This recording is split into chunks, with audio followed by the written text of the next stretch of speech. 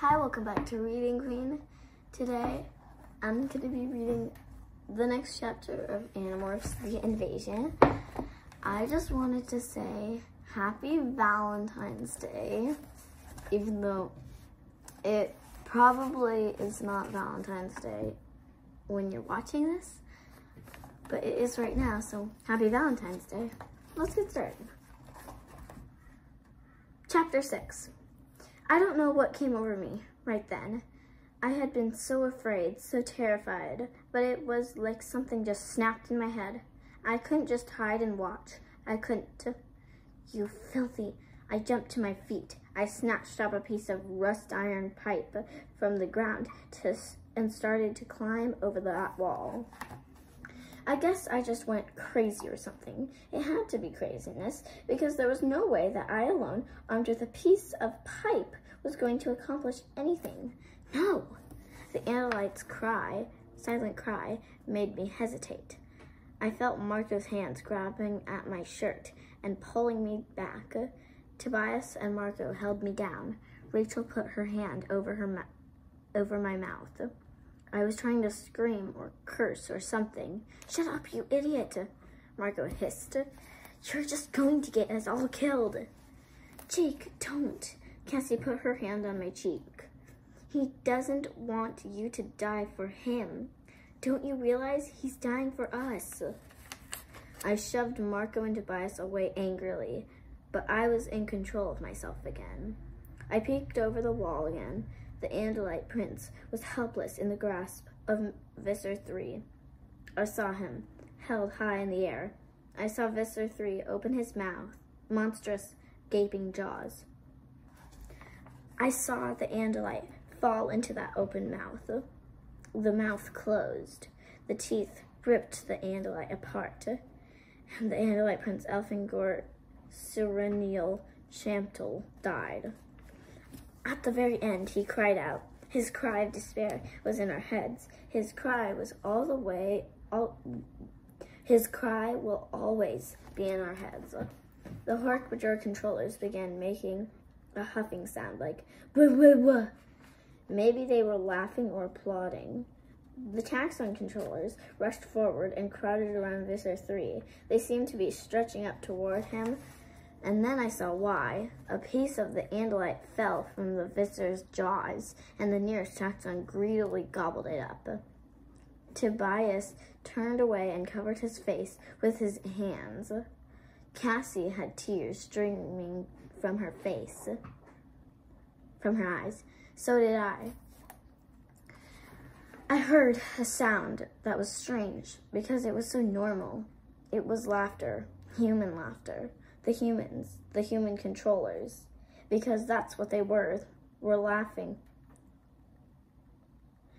like they were at some kind of show. For a moment, it seemed to me that one of those laughing voices was familiar, like I'd heard it before.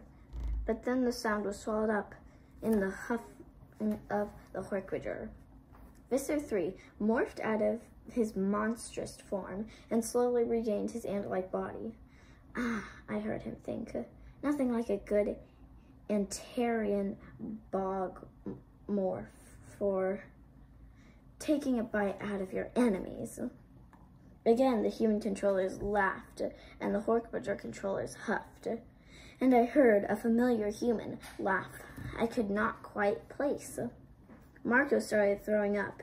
It was an understandable thing to do, but somehow that sound caught the attention of the nearest Hork-Bajor. The snakehead turned. He was perfectly still. We were perfectly still. The Hork-Bajor turned toward us. The nearsighted eyes were aimed directly at our little hiding place. I don't know who panicked first. Maybe it was me. Maybe we just had all the fear and horror we could stand. It was like an electric shock went through all of us. We were running before I had a chance to even know what I was doing. I ran. I gasped for air. A cry went up from the Hork-Bajor. Split up, I yelled. They can't follow all of us. Marco and Tobias and Cassie took off in 3 different directions. Rachel was still right beside me. Glancing back, I saw the horse pitcher hesitate, unsure who to chase. Rachel and I are the fastest runners. Tobias is totally out of shape, and Marco and Cassie are too short to be really fast. So I figured if the aliens were going to chase anyone, it ought to be us. I guess Rachel thought the same thing. She slowed down just a little and began yelling and waving her arms. Come on, come on, come on, you... And then she said some words I didn't even realize Rachel knew. The 2 nearest horse snapped around and took off after us. Gafrash! Here, Gafrash! Fit! Enemy! Get! Even in my panic, it surprised me. They were talking some mix of their own alien language and ours. Gafrash! Fit! Nahar! I get! I kill! I ran. Suddenly, my foot slammed against something and I was down. I hit the ground hard. The wind was knocked out of me. I tried to fill my lungs again. Rachel ran on. She didn't know I had fallen. A spear of red light struck a concrete pipe just beside me. The concrete vaporized. The 2 horse pitchers were coming after us, bounding like some devil kangaroos.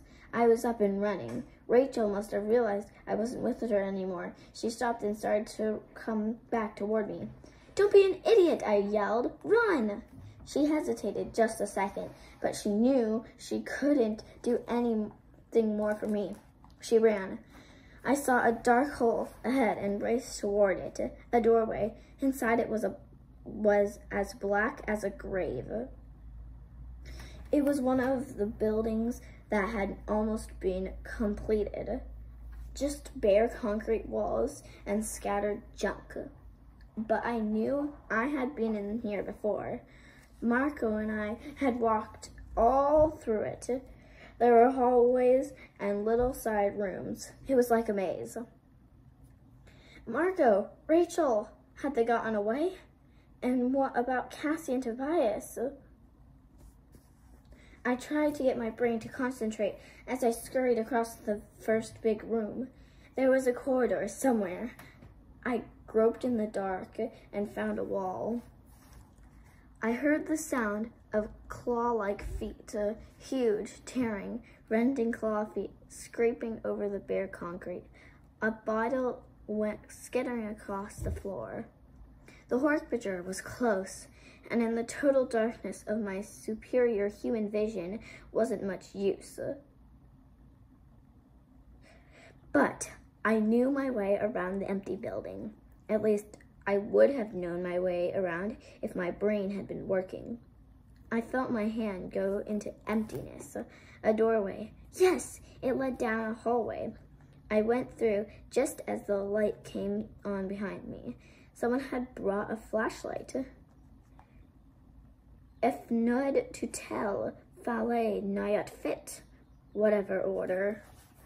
No, need to capture them. Whoever you find, kill.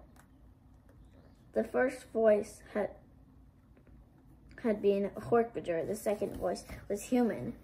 And the weird thing was, that voice sounded familiar. I tried to think. I knew I'd heard that voice somewhere. Where? Just save the head, the human told the horse pitcher. Bring that to me and we can identify it. I slid quickly along the wall. The light followed just steps behind me. I racked my brains. Had there been a passageway? Yes, there it was. As silent as I could, I slipped into it. The flashlight beam was just inches behind me. I kicked something soft. Hey! It was a man. He had been lying on the ground, wrapped in a blanket. Hey, get out of here. This is my place, and I ain't got nothing for you to steal. I started to warn him, but one of the horse pitchers was there. The flashlight landed on the homeless man's face. He blinked like an owl. There was an alcove right behind me. I backed through. The homeless guy screamed. I heard the sound of a scuffle. Maybe the guy got away. I hope so. But I never find out. with the Hork-Bajir.